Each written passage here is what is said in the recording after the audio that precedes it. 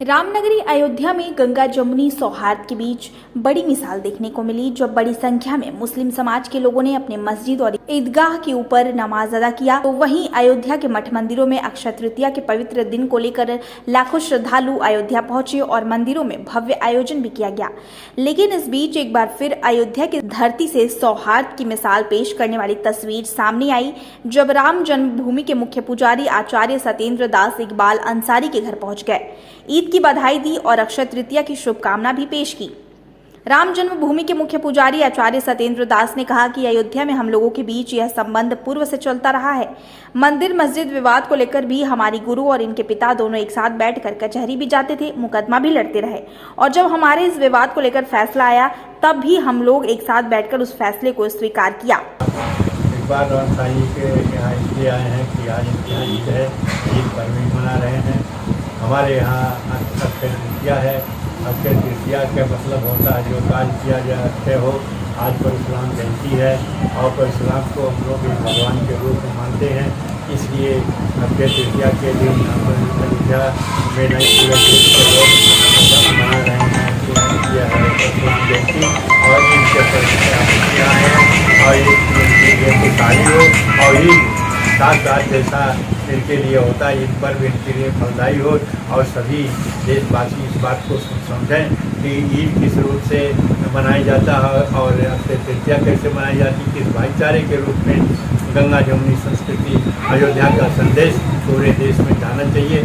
इसलिए हम लोग इनके ईद में ईद मुबारक करने के लिए आए हैं और साथ ही साथ हम ये भी बताना चाहते हैं कि हमारे यहाँ जो परशुराम जयंती अक्षय तृतीया है उसका भी फल, उसका भी आशीर्वाद इन लोगों को मिला, इनका आशीर्वाद हिंदू को मिला, हिंदू मुसलमान की एकता हो और साथ ही साथ ये भी रहे कि इस प्रकार से करने से किसी प्रकार का विवाद नहीं होगा और सारे देश खुशहाल होंगे, देश का विकास और देश की उन्नति होगी और देश जितने ही भाईचारे के रूप में और सद्भावना के रूप में हम रहेंगे उतना ही देश की उन्नति होगी। इसी भावना से देश को संदेश देने के लिए हम ईद के अवसर पर यहाँ आए हैं, इनसे गले मिले हैं और साथ ही साथ पूरे देशवासियों को संदेश नगरी है और यहाँ एक सीख लेने की लोगों की ज़रूरत भी है। ये अयोध्या धर्म की नगरी है, हिंदू मुस्लिम सिख ईसाई। एक तरफ यहाँ सरजू नदी है तो हनुमान जी का मंदिर है, बिजली सहित की मज़ार है, मस्जिद है। तो ये अयोध्या साधु संतों से है, साधु संतों की नगरी है, फ़कीरों की नगरी है, बुजुर्गों की नगरी है। तो यहाँ हमेशा हम लोग जो है साधु संतों के बीच में रहते हैं, गृहस्थों के बीच में रहते हैं। हमारे यहाँ एक तहजीब है अयोध्या की, तो यहाँ हिंदू मुसलमानों में कभी कोई विवाद नहीं रहा, ना विवाद है। तो हमारा जो मजहब है वो त्योहारों में हम एक ईद मिलन भी करते हैं। ये जो हमारा ईद का एक त्यौहार है तो ईद मिलन जो उसका नाम है कि हमारा पड़ोसी खुश होना चाहिए, चाहे वो जिस जात का हो। हमारे यहाँ जात नहीं लिखती है। हम त्यौहार भी मनाते हैं तो पड़ोसी को चाहते हैं ये हमारी बराबरी पे रहे, ये भी त्यौहार मनावे। और हम इसीलिए जो है फितरा ज़कात खैरात भी करते हैं कि अगर कोई गरीब आदमी है तो हमारे त्यौहार में शामिल हो।